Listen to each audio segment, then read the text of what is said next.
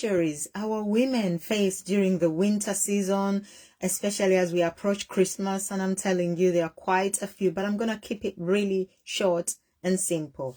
Number one, the cold. A lot of families are having to choose between heating and eating. It's really, really cold. And a lot of families literally have been told, heat the body, not the room. So they are sitting in cold rooms in this winter season, in cold homes, because they cannot heat. They have to choose which bills they're going to have to pay. They're juggling. The finances are not adding up. So they're having to choose between food and what bills to pay, especially heating. Number two, the other problem is societal kind of keeping up with the Joneses.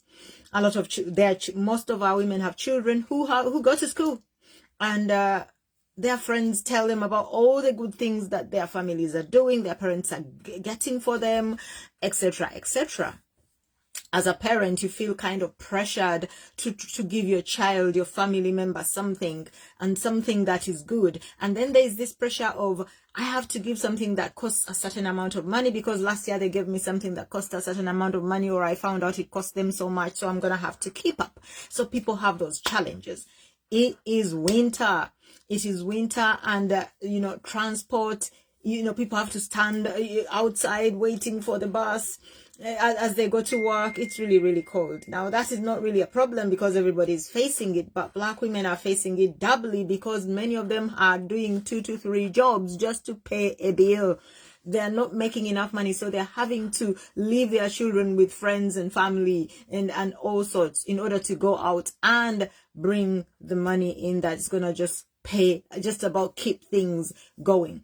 The other challenge that they're facing is, even though many of them have turned off their heating because it's winter, due to the cost of living crisis, and yet it's winter, they are still getting charged the standing charge for all these utility companies are definitely setting a standing charge. So what we at Women and Digital Inclusion are doing is we are running a culturally appropriate ethnic food parcels program where we support families, at least 45 families per fortnight, with a food parcel that includes yam, banana, green banana, plantain, cassava, sweet potatoes, cooking oil, rice, iwisa, gari, all kinds of different foods, amala, odi, things that they know that make them feel like, gives them warms their heart and make them feel like someone cares,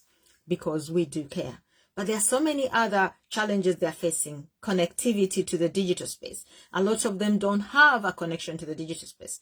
We have a program where we are offering our women, Black women, data from Vodafone and O2 that has been given to us through the National Data Bank, so they can connect with their family members, connect with their children, and be able to communicate, transact, and socialize in the digital space, and not feel so isolated while sitting in cold homes and not having enough food on the table.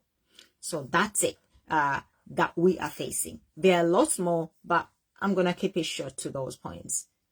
If you want to support Women and Digital Inclusion, to support our communities, please do reach out. Let's change the world. Let's end digital and social inequities in our society.